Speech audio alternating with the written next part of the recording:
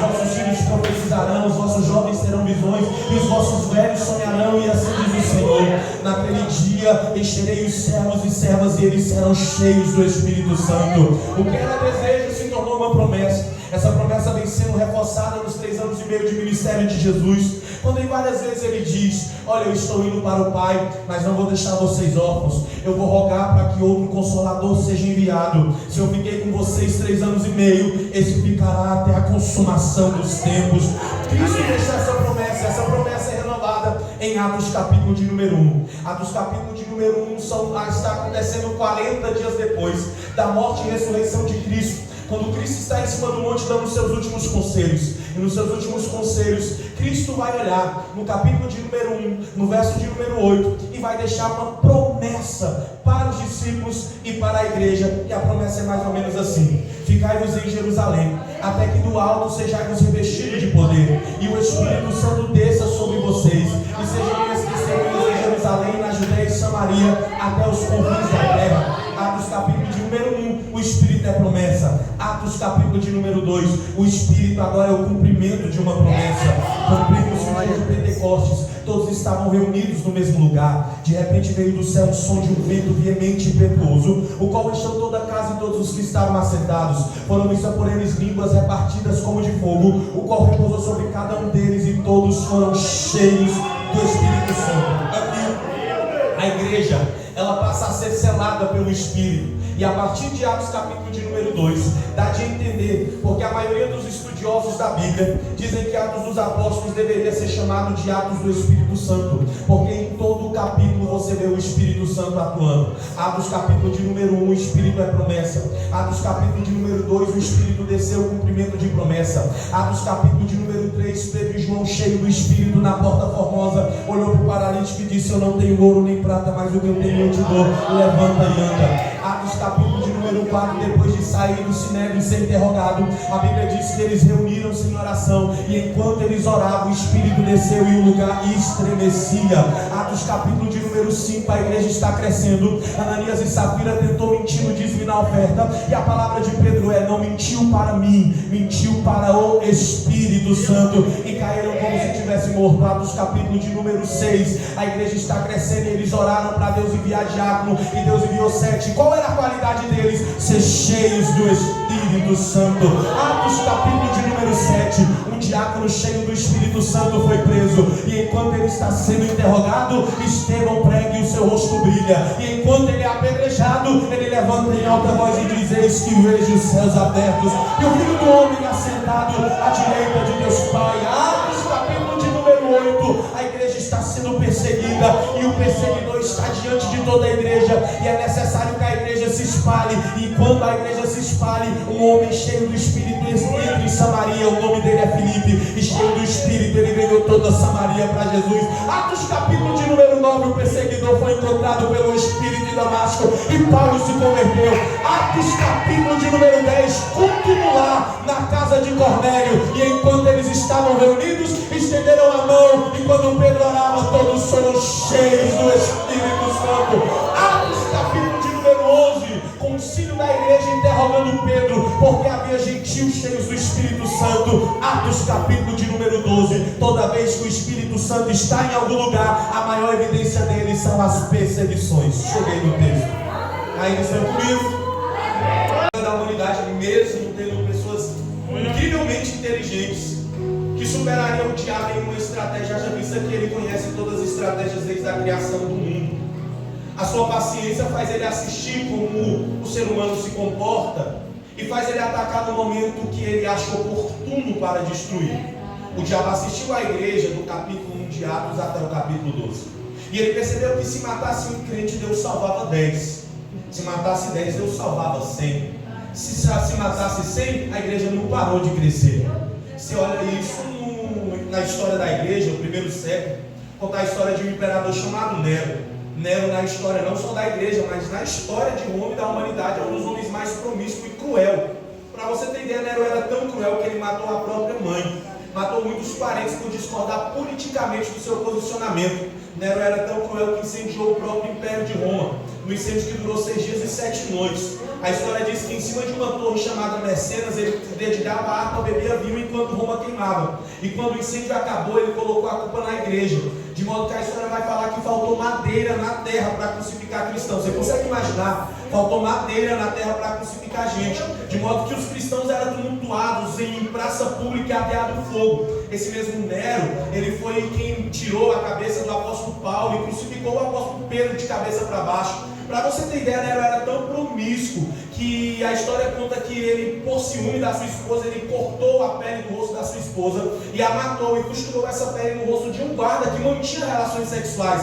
Se você for mais a fundo, a história começa a piorar. Para você ter ideia de como a igreja foi perseguida, e mesmo diante de tanta perseguição, nós aqui no mundo inteiro pregando a palavra, e o evangelho cada vez mais avançando. O diabo entendeu isso e o diabo mudou a estratégia. Ele percebeu que atacar o corpo não tinha muito sentido, então ele decidiu atacar quem dava direcionamento, os pastores. E ele pegou os 2 pastores da igreja. O primeiro é o pastor Tiago. Não deu muito tempo para o pastor Tiago se explicar. Ele corta a cabeça do pastor Tiago e ele vai assistir uma coisa que para ele foi assustadoramente boa. Ele percebeu que os judeus se alegraram com isso. Se os judeus se alegraram com a morte do pastor Tiago, ele é político. Era só matar mais um pastor que o seu engajamento ia aumentar. Então ele pega o pastor Pedro e decide matar o pastor Pedro. Mas era dia dos pães asmos. Por ser político, o povo era religioso. E se ele mata no dia religioso, ele perde toda a sua credibilidade. Então ele prende o pastor. Prende o pastor em uma prisão de segurança máxima e deixa ele para morrer no outro dia. Irmão, eu estou falando que tem um pastor em uma prisão de segurança máxima. Analise o perfil desse pastor. Provavelmente um homem comum, que veio da vida de pescador. Pedro não podia ser uma ameaça. Que ameaça o pescador tem para um império? Por que colocar um pescador em uma prisão de segurança máxima? O que o pescador oferece de tão perigoso? E sabe o que ele oferecia de tão perigoso? Ele carregava a presença de Deus. Então prepara esse pescador, colocaram em uma prisão de segurança máxima. Existem guardas acorrentados com ele nos seus pés, nas suas mãos. Guarda dentro da prisão, guarda do lado de fora, uma cela que prende. E Pedro foi dormir. Para que investir tanto para parar um pescador? Para que investir tanto para parar alguém comum? Não é só alguém comum, é alguém comum, mas cheio do Espírito Santo de Deus. Sabe por que o diabo investe tanto? Porque o nível de investimento do inferno para te parar só revela o nível de ameaça que você revela para o reino dele. Eu não sei se você consegue entender, mas existem algumas guerras que você precisa subir o nível. Você diz: eu nem prego, eu nem canto, eu nem sou pastor, eu nem sou missionário, mas só de tu estar aqui o diabo já está furioso com tua vida e ele investe muito para te parar. O que Pedro vai fazer? O que eu e você deveríamos fazer quando o inimigo começa a se levantar? O que? Descansar. Pedro viu que não tinha muita coisa a fazer e Pedro foi dormir. Com sentença de morte, Pedro foi dormir. É aqui que o diabo vai ficar confundido, porque ele achou que pegando o pastor, a igreja se espalharia, a igreja perderia rumo. Mas quando ele achou que a igreja perderia rumo, lá na casa da irmã Maria, o círculo de oração começou a se reunir. Mandaram mensagem no grupo do WhatsApp da igreja e chamaram para orar. Eu costumo dizer muito isso: se você quer juntar crente, chama para comer. Mas se você quer juntar crente de verdade, chama para orar. É a oração que diferencia o verdadeiro do falso cristão. A irmã Maria não preparou caldo, não tinha Coca-Cola e nem cachorro quente. Tinha joelho no chão e uma oração incessante em uma madrugada para Deus fazer o milagre, irmãos. É uma madrugada para Deus fazer o milagre. Que milagre é esse? O milagre que vai além de uma cidade. Pedro está em uma cidade e a casa da irmã Maria está em outra.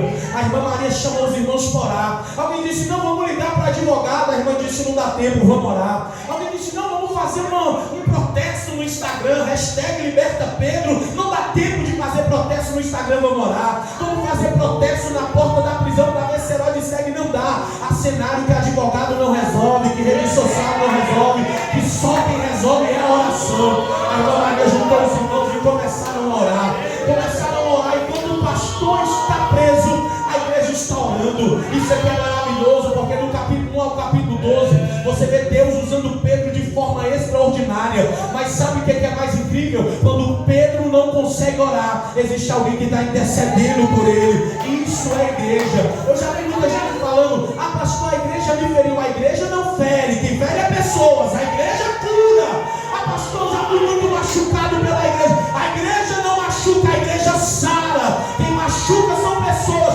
porque a igreja entende: a tua luta é a minha luta, a tua dor é a minha dor, o teu choro é o meu choro. Se precisar, a gente acorda cedo para consagrar sobe monte junto, mas nós vamos junto nessa guerra.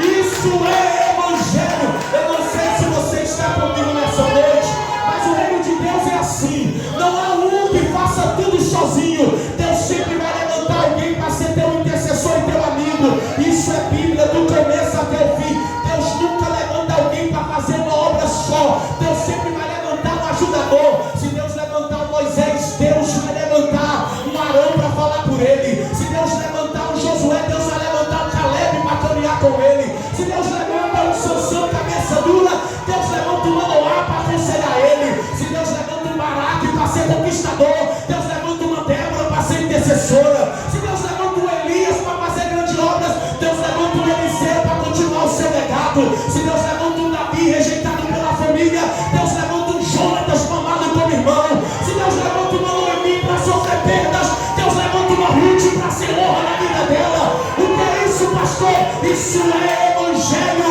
Eu preciso de você, você precisa de mim, e nós dependemos do céu. Eu não sei se alguém está comigo, mas o céu me trouxe aqui nessa noite para dizer: você não morre nessa prisão. Alguém de joelho dizendo: não vai parar. Coisa boa é ter amigo, mas coisa boa é ter amigo crente. Eu vou repetir: coisa boa é ter amigo, mas coisa boa mesmo é ter amigo crente. Eu não sei se tu tem intimidade com alguém perto de você, mas pega na mão dessa pessoa e diga: se depender de mim, tu não morre. Se depender de mim, tu não para. Se depender de mim, tu vai continuar pregando. Se depender de mim, tu vai continuar cantando. Mas parar, você não vai parar.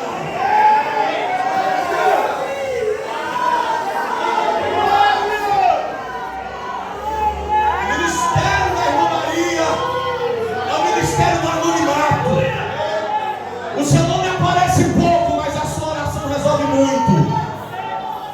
O ministério da irmã Maria é o ministério do anonimato. Talvez não pegue microfone, mas o joelho dela resolve.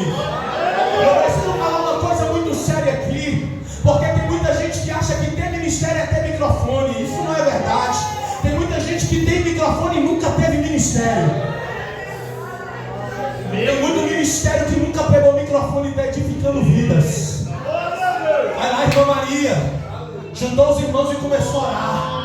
Jesus visita Pedro. Jesus visita Pedro. E aí, pastor? Calendário de Herodes. Morre na Páscoa. Morre depois da Páscoa.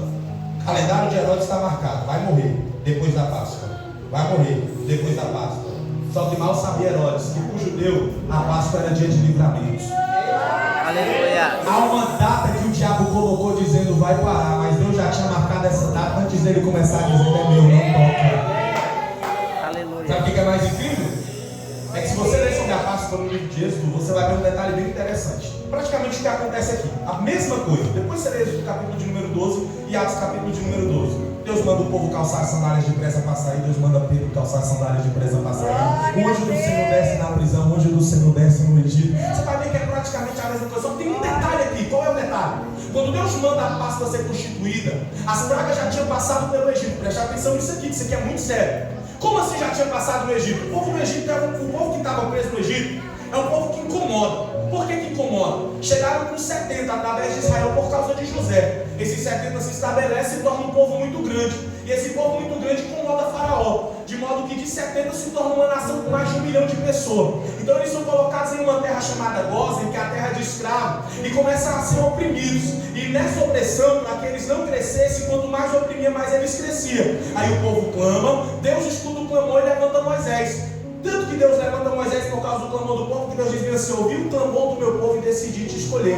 Deus está dizendo: Moisés, eu não estou escolhendo porque tu é bom. Eu estou escolhendo porque tem alguém orando e precisa de alguém posicionar. Eu estou te escolhendo porque tu é resposta de oração para uma geração. Aí Moisés vai fazer o que eu e você costuma fazer: botar barreira para não ser usado. Moisés vai dizer: quem sou eu? Aí Deus diz: mas não é você, sou eu que vou na tua frente. Mas a gente sem falar direito, Deus diz: ainda bem, levantei o teu irmão para falar contigo. E quem eu vou falar que me enviou? Deus diz: diga que eu sou o que sou, te enviou. Moisés vai, Deus sacode o Egito com pragas. E a última praga é a praga do primogênito, que o anjo da morte vai passar sobre o Egito e vai matar os primogênitos mais mas antes a Páscoa é constituída como? Deus manda pegar um cordeiro por família. Preste atenção. Deus manda pegar um cordeiro por família. Não é um cordeiro por igreja, porque um cordeiro por igreja é isso aqui, comunhão e unidade. Agora um cordeiro por família é quando o culto acaba e tu entra dentro do teu lar. A tua casa tem que ter cordeiro. Um cordeiro por família.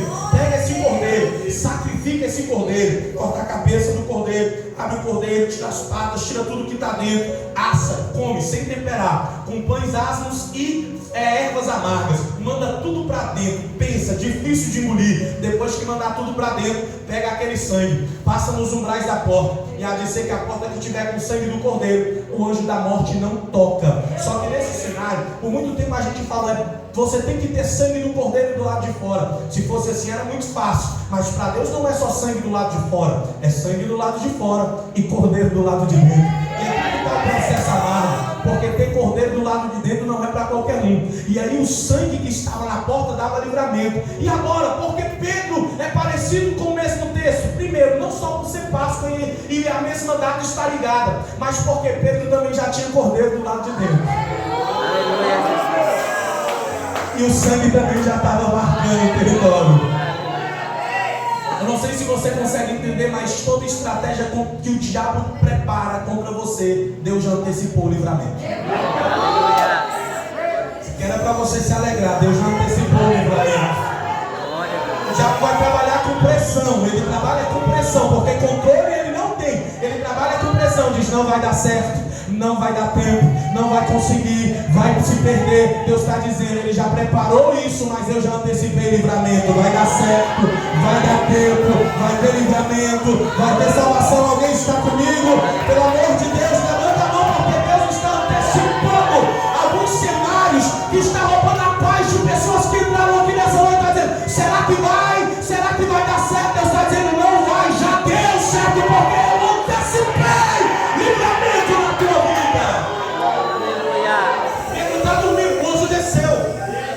A igreja está orando e o anjo desceu. Desceu em uma outra cidade. Sabe o que é incrível? A igreja não viu nada, está orando, não está sentindo nada. Mas não é porque não estou sentindo que Deus não esteja trabalhando. O anjo desceu. Eu preciso que alguém amadureça aqui hoje. Entenda, não é porque você não está sentindo nada que Deus não está fazendo. Maturidade espiritual é quando você não sente, não ouve e não vê, mas confia, Deus está trabalhando. Continua orando, mesmo que pareça que nada está acontecendo. Porque o anjo desceu. Quando o anjo desceu, escuta isso aqui. O anjo pisou. Não falou nada. A Bíblia diz que só dele descer, portas abriram, cadeias quebraram, o Pedro foi embora. Existe um movimentar de Deus aqui nessa noite. Existe um mover de Deus aqui nessa noite. Deus nem precisa falar, só de se mover, alguma coisa já está acontecendo. E a igreja está orando. E a igreja está orando. E Deus já está trabalhando.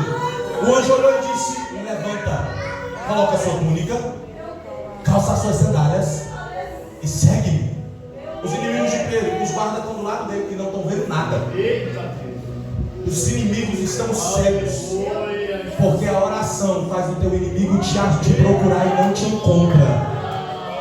A oração cega teus inimigos. Pedro está saindo e ninguém percebe. A porta está aberta e Pedro está saindo e ninguém percebe. O anjo está caminhando e Pedro está seguindo o anjo. Na metade da cidade, Pedro falou, isso aqui é visão. Isso aqui é visão. Aí o texto diz, chegou nos portões da cidade, os portões abriram. Aleluia. O texto diz que eram portas de ferro. Porta de ferro fala de cidade muito fortificada. Antes do sol se pôr, os portões eram fechados. E antes do sol nascer, os portões se abriam para receber os viajantes por questão de segurança. Portões de ferro fala de uma cidade muito fortificada. Você vê Sansão lá em Gade, a Bíblia diz que ele tirou os portões de ferro, botou nas costas, deixou na montanha. Eles vão vir buscar aqui para botar de volta. Ninguém mandou fechar. Só que agora, Pedro não está saindo na força, Pedro está saindo na livramento. Porque só tenta derrubar a porta quem vai sem direção. Porque quem caminha direcionado não força, não empurra, não derruba. O texto diz que os portões de ferro se abriram. tinha a tecnologia do shopping, que tu chega perto da porta e se abre. Não. Mas tem Deus que chega perto de qualquer porta e ela se abre. Aleluia. Aí ele percebeu, não é visão. Não é visão. O anjo se afastou. O que eu vou falar aqui vai doer, mas é bênção. Amém? Amém. Pedro está livre, sim ou não? Sim. Acordou na madrugada. É muito ruim acordar na madrugada, irmãos. Pedro agora pode escolher voltar para casa e dormir ou ir para casa da irmã Maria e orar. A pergunta é orar para quê se a porta já abriu? Eita. A pergunta é orar para quê se já está livre? A pergunta é orar para quê se as correntes já se quebraram? Sabe por quê? Somente corações gratos conseguem permanecer no ambiente de oração depois que receberam a sua oração. O que mais nós temos são mendigos de milagre dentro da igreja. Pessoas que permanecem até receber e nunca mais voltam, mas só coração gratos conseguem receber e permanecer. Receber e permanecer. Receber e permanecer. Receber e permanecer. Deixa eu te contar uma coisa muito boa aqui. Eu nem sei quanto tempo eu tenho. Já são 9 horas, eu já encerro. Casa da irmã Maria. Pedro já está livre. Pedro já está solto. Já aconteceu o livramento. E elas estão orando. Aleluia. Casa da irmã Maria. Ninguém sabe o que aconteceu. E elas ainda estão orando. A resposta já chegou, mas elas continuam orando. O milagre já aconteceu. E elas continuam orando. E o texto diz que Pedro estava indo em direção a elas. Irmãos, sabe por que Pedro tinha que ir? Porque agora Pedro é resposta de oração. E sabe o que é mais incrível? Não é elas que vão até Pedro. É Pedro que vai até elas. Porque quem ora não corre atrás de resposta. É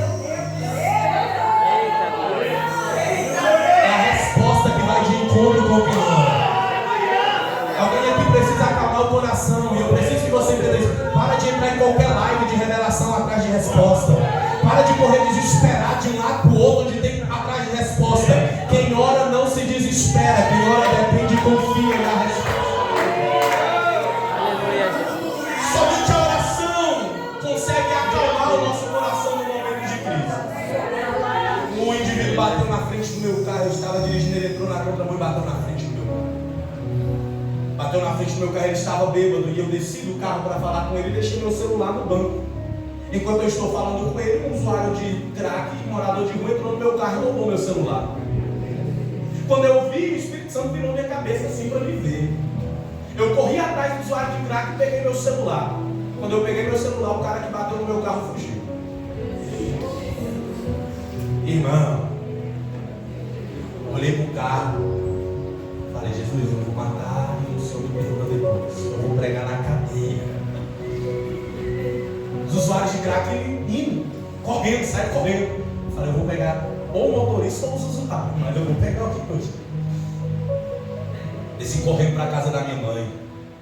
Liguei para o meu irmão e falei, aconteceu isso. Ele, e aí, como é que tu tá? Eu falei, estou com muita raiva. Ele falou, mas tu é o pastor Mateus.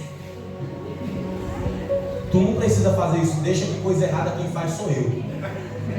Mas tu é quem nos dá o exemplo, continua orando. Glória a Deus. Eu falei, não, entra no carro, vamos lá, eu e tu. Ele, não vou contigo não. Ligou pro meu outro irmão, meu outro me falou, qual é o carro? Eu falei, deixa pra lá. Eu cheguei na casa da minha mãe sentou, botou o café e disse bem assim, meu filho, vigia. Eu falei, mas só eu que tenho que vigiar. Eu não aguento mais, só eu que tenho que ser crente. Não dá. Ela disse, vamos orar. Nós começamos a orar. Glória a Deus. Só a oração consegue te trazer paz no momento que tudo parece perder o controle. Aleluia. Escuta isso aqui que aconteceu no final do ano passado. Eu estive ministrando no Congresso de Jovens no Rio Grande do Sul, na Assembleia de Deus de Gramado e na Assembleia de Deus de Canela. E aí eu ministrei uma semana inteira, eu ministrei sexta e sábado e domingo pela manhã eu tinha um retiro de jovens para ministrar no interior do Goiás. Pedi para botar minha passagem para a madrugada de manhã e quando eu desembarquei, o pessoal da igreja já estava lá para me buscar. E eu falei, esse retiro é longe? O irmão falou, um pouco longe. Eu falei, então eu vou dormir. Só que era muito longe, irmão. Ser crente gosta de fazer acampamento, retiro no meio do nada, misericórdia, era longe, irmão, longe. Eu dormia, acordava, não chegava, eu já estava com raiva. Irmão, longe. E eu falei, mas isso aqui é do Goiás, eu estou voltando no Rio Grande do Sul, misericórdia, estamos chegando. Irmão, nós chegamos, era um sítio muito lindo. Escute isso aqui, por favor. Escute isso aqui. Quando nós chegamos nesse sítio, um obreiro me recebeu e falou: pastor, tem um café da manhã ali pro senhor numa mesa, vamos ali numa sala. Eu cheguei nessa sala e falei: que horas começa o culto? Ele já começou. Eu falei: então não vou comer não, bora pro culto. Peguei um café e fui descendo. Tinha uma estrada, preste atenção, de pedra, que dava lá embaixo, perto de um corpo, tinha uma casa. E essa casa era onde estava tendo o culto. Quando eu cheguei na metade do caminho, eu senti Jesus. Só que, sabe aquele sentir Jesus que tu chora desesperadamente? Que o teu nariz escorre, tu fica desesperado, sabe o que ele fala? Eu estava desse jeito, desesperado, tinha uma presença muito forte ali. Eu comecei a chorar desesperado. Aí o obreiro começou a falar em línguas do meu lado e botou a mão no meu ombro. E nós descemos. Quando eu entrei pela porta, eu vi uma cena de louco. Mais de 200 jovens, alguns jogados no chão, outros gritando, pedindo perdão. Eu sentei no chão e comecei a chorar. Tinha um dom profético naquele ambiente, jovens profetizando. Eu lembrei de quando eu era adolescente e eu fiquei feliz, eu chorava. Eu sentei naquele chão e eu chorei. Chorei, irmão. E passou aproximadamente 1 hora. Alguém bateu no meu ombro e disse bem assim: pastor, vai pregar. Eu levantei, meio fraco das pernas, os jovens arrumando as cadeiras. Eu estava indo pregar quando eu olhei o tecladista. Preste atenção nisso aqui. Era um jovem. Eu vi ele ministrando 3 vezes no teclado em 3 congressos que eu fui ministrar. Ele não é muito conhecido, ele estava só com uma banda lá tocando. Eu reconheci ele na hora, passei por trás dele, dei um abraço nele, beijei a cabeça dele e falei: lindão, que bênção te ver aqui. Ele: ah, pastor, congrega aqui, lidera uma parte dos jovens. E nós só descobrimos os pregadores nesse final de semana. E quando soubemos que o Senhor iria estar aqui, nós ficamos felizes: deixa Deus te usar. Eu falei: então toca esse teclado aí que eu vou pregar hoje, nós pregamos junto. Pode ser? Ele: pode. Quando eu fui pregar, que eu abri a Bíblia, o Espírito Santo veio no meu ouvido e disse bem assim: chama o tecladista e ore por ele. Irmão, eu olhei para o tecladista, ele estava bem assim para mim, ó, tocando teclado feliz. Eu falei: orar pelo quê? Ele está feliz. O Espírito Santo de Deus disse: ministra cura sobre ele. Eu falei: vem cá, jovem. Ele veio. Quando ele veio, eu falei: cadê os intercessores homens? Começou a vir um monte de homens. Colocar a mão sobre ele. E quando colocaram, eu falei: Jesus mandou ministrar cura, seja curado. Ele deu um grito. Não! Mas não era demônio, era dor na alma. Ele caiu, ele abraçou a perna de um dos intercessores. Ele gritava e soluçava: não, não, não. Lá na porta, uma moça grita: por que Deus? E caiu, era a esposa dele. As irmãs correram, abraçaram ela e começou a orar. Eu não entendi muito aquela gritaria, os jovens sem entender. Eu chamei os jovens para orar. Os jovens se levantaram e começaram todo mundo a orar. O Espírito Santo que já estava lá tomou todo mundo mais uma vez. O culto que era para acabar no máximo 1 hora, foi acabar 4h30 da tarde. Quando o culto acabou, era o horário do almoço, porque 6 horas já tinha outra reunião no acampamento deles. E eu tinha que voltar para Brasília para pregar. Então falaram: pastor, o pastor está te esperando numa sala para vocês almoçarem juntos. Eu falei: amém, vamos lá. E o pastor estava me esperando na porta, não na sala. E quando eu saí da igreja, o pastor me deu um abraço e falou: vamos almoçar. Eu falei: vamos. E nós começamos a subir mais uma vez aquela estrada de pedra. Quando eu olhei, procurei o tecladista, ele estava no meio de um grupo de jovens dançando e sorrindo. Eu procurei a esposa dele, ela estava sentada sozinha num banco de cabeça baixa. Eu olhei para o pastor e falei: pastor, esse jovem é muito crente. O pastor: crente até demais. Quem vê ele ministrando assim, infeliz, nem imagina que tem 1 semana que ele enterrou o próprio filho. Irmão, o Espírito Santo me deu um soco na cara, eu perdi a vontade de comer. Eu falei: pastor, desculpe ser inconveniente, mas perdeu um parto. Ele: não, o filho dele tinha 2 anos de idade.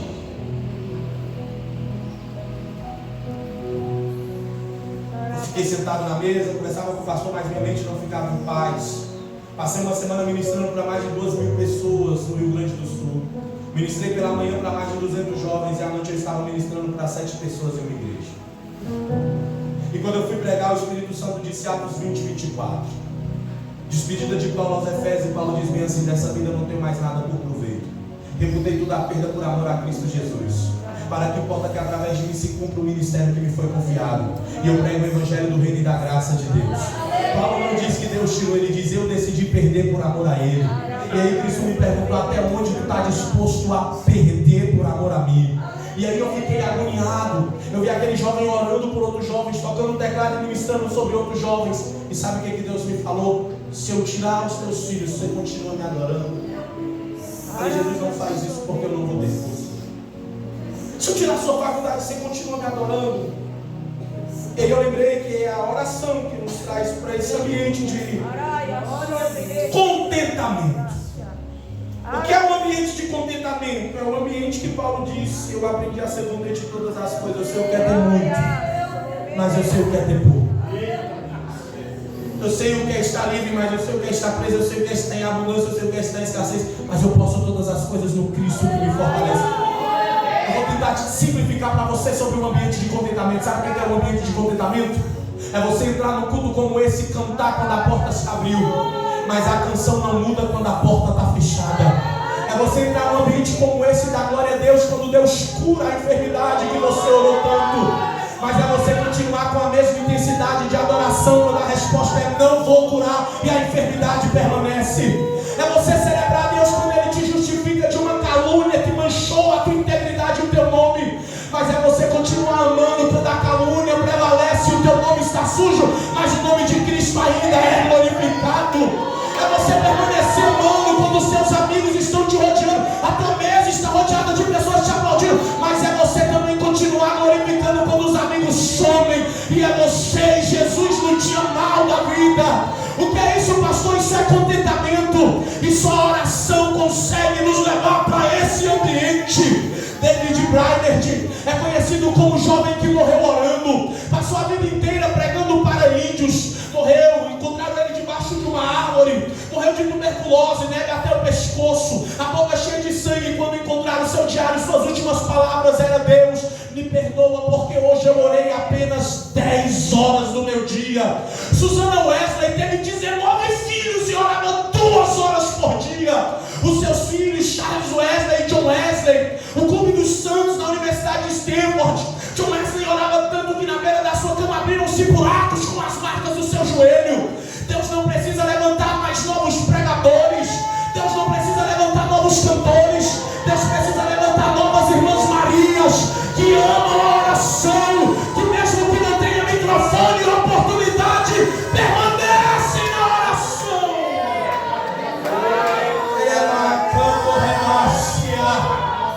Levante a sua mão, porque Jesus me libera para ministrar algo sobre a vida de alguém aqui. Continua orando, não é porque você não está vendo que Deus não está trabalhando.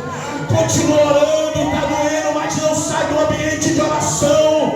Há cadeias que você não está vendo, mas estão sendo quebradas. Há portas que tu não está vendo, mas estão sendo abertas. Há pedros que só estão vivos hoje por causa da tua intercessão. Não para! Não para! Não para!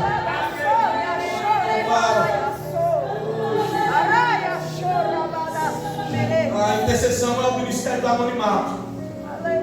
Os intercessores nem sempre aparecem, nem sempre são reconhecidos. Por isso o intercessor está liberado da vaidade ministerial. A vaidade ministerial faz com que eu ache que se eu não pregar, nada acontece. A vaidade ministerial faz com que eu ache que se eu não cantar, o culto não vira. Mas o intercessor não depende de microfone. Não depende de quem está no microfone. Ele já está tão perto de Deus que culto para ele é onde ele está. Está dirigindo, mas está tendo culto. Está trabalhando, mas está tendo culto. Está cuidando da casa, mas está tendo culto. Deus me trouxe aqui com uma palavra muito pontual ao coração de alguém que está como irmã Maria. Não vê, mas confia. A igreja estava em constante oração. A oração atrai pessoas de oração. A fofoca atrai fofoqueiro. Se você anda com quem fala mal de culto, daqui a pouco você está falando mal de culto. Se você anda com quem discorda de tudo da igreja, daqui a pouco você está discordando de tudo da igreja.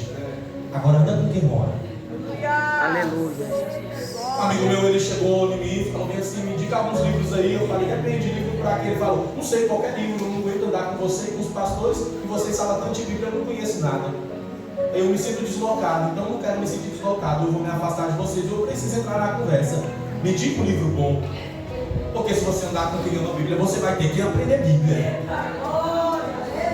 Se você andar com orar com quem ora, você vai começar a orar. Meu irmão disse, pastor, eu não consigo orar 1 hora. Eu falei, também tu ora tudo desorganizado. Organiza a tua oração. Se você separar 60 minutos, 6 tópicos, 10 minutos cada, e um desses tópicos ser sua família, tu vai ver que existem muitos tópicos dentro da tua família que dá mais de 10 minutos. Separa a tua igreja, mais 10 minutos, vai ter muito mais tópicos. Você não organiza a sua oração, você ora todo desleixado. Aí, pastor, porque eu não consigo orar. Eu falei, então vem o grupo de oração. E tu pode não conseguir orar, mas tu vai ver o povo orando. Aleluia. E daqui a pouco tu começa a orar. A irmã Maria tem essa autoridade de reunir a igreja para orar, mesmo que o pastor esteja debilitado de tal atividade. Mas a irmã Maria está lá, porque tem gente que só faz se pedir. Mas a irmã Maria sabe que a oração faz parte comum da vida de um cristão. Aleluia, Jesus. O pastor Pedro foi preso, aí o texto diz que a irmã Maria falou, bora lá, irmão, vamos orar. Porque tem gente que só vai empurrando. Irmã Maria vai empurrar. Bora lá! O povo começou a orar. Lá na outra cidade já aconteceu um rebuliço. E elas estão lá orando. Só que nessa oração aqui não só está simples de oração não. Os apóstolos também estão lá. Só está simples de oração lá não. Os jovens também estão lá. Aleluia. Só está simples de oração lá não. É a igreja que está lá. Aleluia. O simples de oração só foi aquilo que reuniu o povo para orar. Mas lá dentro aparece uma moça que ela só aparece nesse texto e mais nenhum. Rode. Significa pequena. E o texto faz questão de destacar ela como uma serva da casa. Tem apóstolo, tem líder, tem tanta gente, tem uma serva. Aí o texto diz que quando Pedro chega, Pedro bateu na porta. Vou encerrar. Todo mundo está orando demais, o fogo está caindo e Pedro está na porta. Mas todo mundo está orando tanto que não consegue ouvir a resposta. Pedro está na porta. Porque a oração não é monólogo, a oração é diálogo. Não é só tu que fala, tu tem que aprender a ouvir também. Glória a Deus. O nosso mal é que quando a gente ora, a gente quer ensinar a Deus a trabalhar. Faz assim, Jesus, faz assim. Só que a oração não é monólogo. E Deus não é nosso empregado. A oração é diálogo, é relacionamento. Alguém disse, pastor, porque é tão difícil alcançar as coisas com Deus? Eu falei, estou errado. Olha só o que a Bíblia diz. Se nós, sendo homens ruins, sabemos dar coisas boas aos nossos filhos, qual de nós, o filho pedindo pão, nós daremos pedra? Ou pedindo peixe, daremos serpente? Se nós sabemos dar coisas boas, quem dirá o nosso Pai? Glória a Deus. A gente perdeu esse senso, porque a gente ora como se Deus fosse uma divindade cósmica em outro multiverso distante, que a gente precisasse fazer um mega ritual para conectar com Ele, quando Deus é um Pai presente. Aleluia. Ó, está todo mundo orando, mas estão orando demais e não conseguiram ouvir a resposta. Eu fiz uma pergunta para esse texto quando eu estava estudando ele uma vez, e eu falei bem assim, Deus, por que a primeira porta da cidade se abriu e a segunda porta Pedro tem que bater? Não é direcionamento ambas? Porque uma se abre e outra se bate. Deus falou, não são direcionamento ambas. Uma é direcionamento, outra é resposta. Eu falei, como assim? Ele direcionamento não se força, mas resposta tu tem que botar a mão na maçaneta e tomar posse. Eu estou falando para alguém que é só abrir a porta. Aleluia. O seu trabalho é só botar a mão na maçaneta, é só isso. A complexidade da oração é que Deus não trabalha no nosso modo. Eu costumo dizer que o nosso desgaste emocional e espiritual não é porque Deus não está fazendo, é porque Deus não está fazendo do nosso jeito. Recentemente eu fui orar numa igreja e eu terminei de pregar e eu estou com esse costume de falar, vamos orar, se houver alguém enfermo, vamos orar por cura, se houver alguém não batizado, vamos orar por batismo. Isso não tem que ser algo sobrenatural, tem que ser algo comum na igreja. Orei por uma criança de 7 anos que estava com alguns tumores, na mesma semana fizeram o exame e os tumores sumiu. Mas orei por uma mulher que estava com câncer, na mesma semana ela morreu.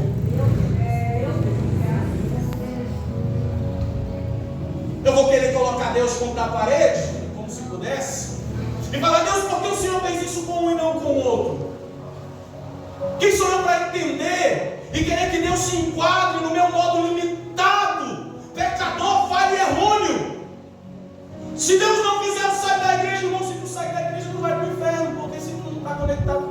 céu é que tu não vai. Se Deus não me respondeu, eu não faço mais, quem perde é você. Precisamos amadurecer e entender que Deus não vai caminhar no caminho que você trilhou, mas o caminho que Ele trilhou, nem todo mundo caminha.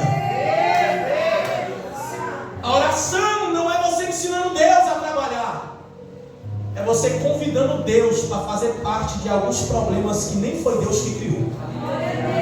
Aleluia. Deus entrou na história, mas está todo mundo orando demais, e Pedro já está lá, a resposta já está lá. E aí todo mundo está orando. Aí sabe quem ouviu? A serva, que se chama Rod, a menor. Além de serva, é pequena. Deus gosta disso. De quê, pastor? De fazer gente pequena ouvir o que gente grande não tem mais sensibilidade de ouvir. Aleluia. Deus gosta disso. De fazer gente pequena receber ou se mover, onde gente grande que tem dito já não faz mais. Glória. Ela ouviu. Ela correu com o servo para atender a porta. E ela pergunta: quem é lá fora? A resposta da oração. Pedro diz: sou eu, Pedro. Em vez dela abrir a porta, ela se empolgou. Ela ficou feliz e correu no meio da oração e disse: gente, sabe a resposta da oração? Está na porta esperando. Aleluia. Aqui é maravilhoso. Sabe o que é maravilhoso? É porque ninguém dá credibilidade para a gente pequena. Ninguém dá credibilidade para a gente pequena. Sabe o que falaram? Não é ele, é um anjo. É ele, não é ele, é um anjo. É ele, não é ele, é um anjo. Não deram credibilidade para o que ela falou. Mas agora vão ter que enxergar o que ela falou. Aleluia. Para de querer perder tempo provando e deixa que eles vejam. Aleluia. Para de querer provar. Provar o quê? Provar o que você ouviu e os outros não ouviram. Provar o que você provou e os outros não provaram. Nem todo mundo vai entender a dimensão do que você recebeu de Deus. Eu gosto muito de pregar sobre Neemias capítulo de número 6, porque pelo menos 4 vezes, diante de 4 afrontas, o texto diz: e eles se reuniram para orar. Aleluia. Quando eles viram que o muro estava se erguendo, ficaram com raiva. E o texto diz: e Neemias se reuniu para orar. Quando eles ouvaram em uma reunião, o texto diz: e ouvindo isso, se reuniram para orar. Falaram: tenham cuidado porque estão armando para entrar na cidade. E eles oravam. Aleluia. A maior ferramenta que a gente tem é a oração, e a menos utilizada. Mudamos o cenário. E não tem como eu falar sobre isso aqui agora.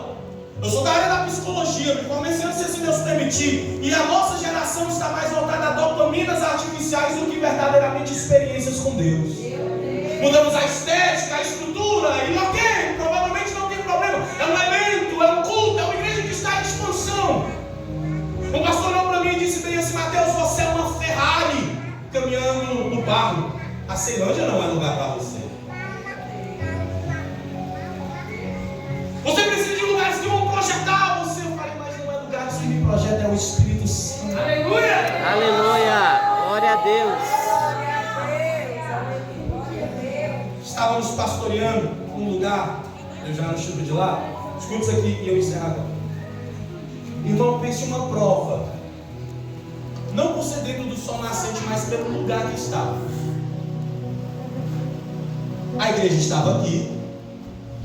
Aqui do lado tinha uma distribuidora com um som muito alto. Na frente dessa distribuidora tinha um bar com um som muito alto também. Na frente da igreja tinha o pior tipo de gente para se lidar. Ateu? Não, crente desviado e ferido. Porque quando o culto começava, eles faziam questão de aumentar o funk para atrapalhar o culto. Agora pense: música alta aqui, aqui, aqui, e crente nem gosta de barulho. Irmão, não dava de ouvir quase nada.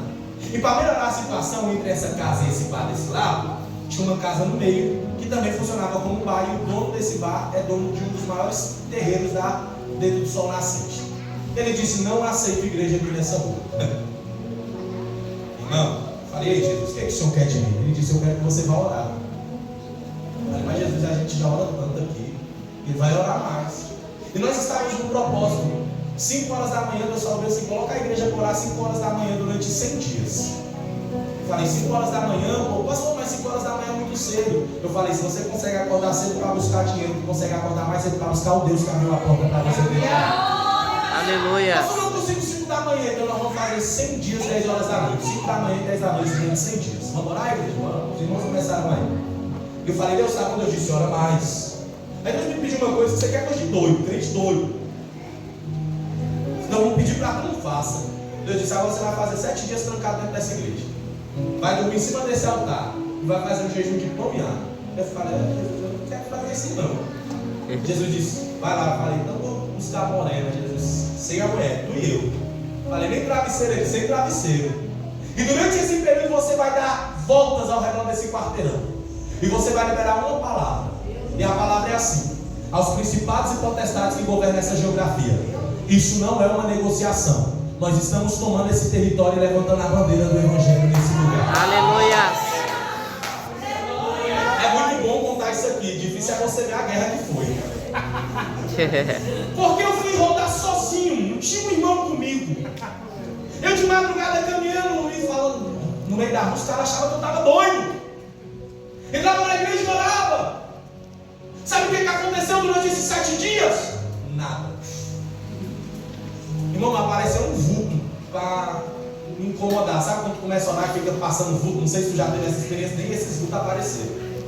Irmão, eu queria chegar na igreja e falar bem assim: irmãos, eu estava orando e desceu um varão de branco aqui, foi muito poderoso. Não desceu nada. Não apareceu nem crente para levar água para mim. Se não tivesse filtro na igreja, eu morria.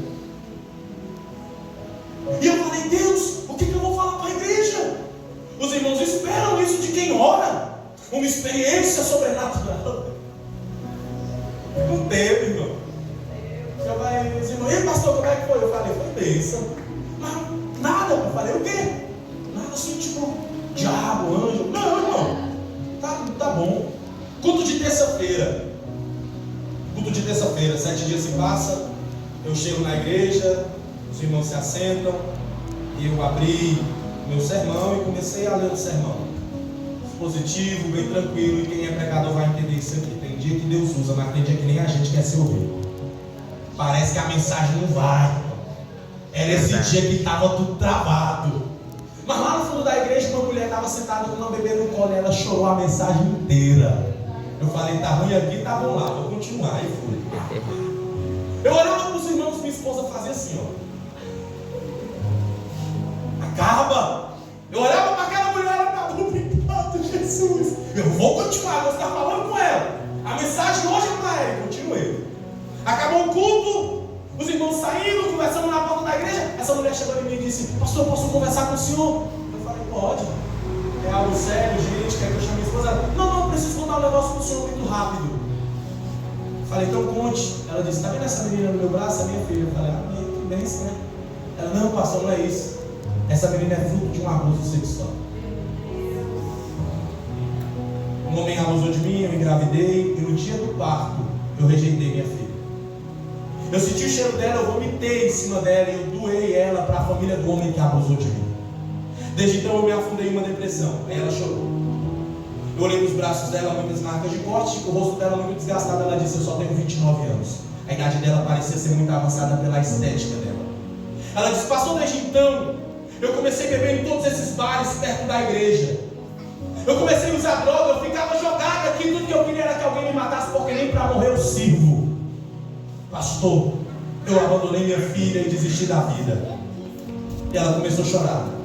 Mas eu vou te contar uma coisa, pastor, eu não sei se o senhor vai acreditar. Eu moro bem aqui do lado da igreja. E tem 7 dias que eu não sinto vontade de beber. Eita glória! Ela disse, tem 7 dias que eu liguei para quem estava com minha filha e mandei trazer ela para cá. Aleluia! E ela falou, pastor, pode ser até que eu seja maluca, mas eu pude jurar que uma madrugada dessa eu ouvi tua voz orando no meu portão. Aleluia! Ela olhou para mim e disse, eu quero ser batizada. Hoje ela está na clínica de reabilitação, nós levamos a filha dela para ela ver e ela fica nos cultos lá e já está trabalhando. Não sei quanto tempo ela vai ficar lá. E alguém me pergunta o que é avivamento. Avivamento não é encher um congresso em um final de semana com pregadores que cobram 30 mil reais para encher de jovens e fazer movimento, não. Avivamento não é como estipula valor de um órfão e a viúva fica de fora. Não existe avivamento seletivo. objetivo. Avivamento é o que Billy Graham disse, não é subir, descer o morro com barulhos e tambor. Avivamento é subir ao Calvário com lágrimas e arrependimento. Falei, mulher, essa é a maior experiência espiritual que eu tive nesses últimos dias. Não vi anjo, não vi demônio, mas vi o céu se movendo através da oração. Eu preciso que alguém levante a mão e eu encerro aqui. Tu não tem noção de quando você diz Jesus está nas tuas mãos. Tu não tem noção de mesmo sem força você diz Jesus faz a tua vontade. Tu não tem noção de quando você levanta mesmo sem ânimo e diz Jesus eu não suporto, mas eu confio. Do que um barulho muito hipócrita, Deus prefere o silêncio de Ana no altar do que o trabalho de um Eli sem compromisso. Se coloque sobre os seus pés, por favor. Oh, aleluia.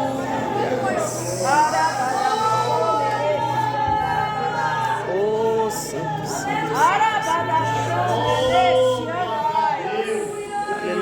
Depois de 3 anos pastoreando, escuta isso aqui, depois de 3 anos pastoreando, meu pastor presidente me chamou e falou bem assim: você quer continuar pastoreando? Eu falei, eu quero, eu gosto de pastorear. E ele disse, como é que está a sua casa? Eu falei, está uma bênção, está maravilha, 1000 maravilhas. E Jesus disse bem assim para mim, converse com sua esposa um pouco.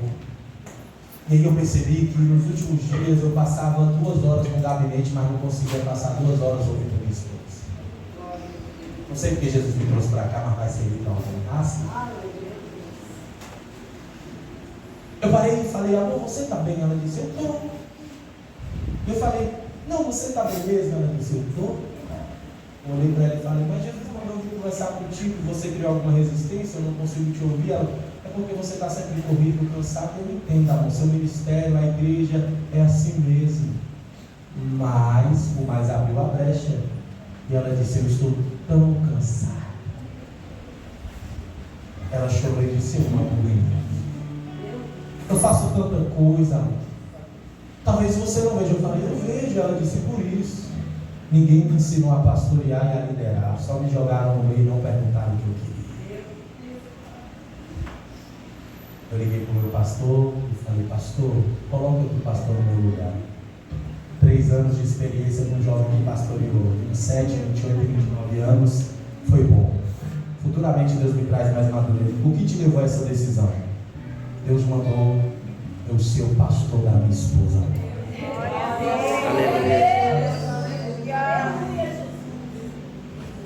Me perguntaram o que é legado. E o meu legado eu não quero deixar de um homem que tinha agendas ou de alguém que se formou e ganhou dinheiro.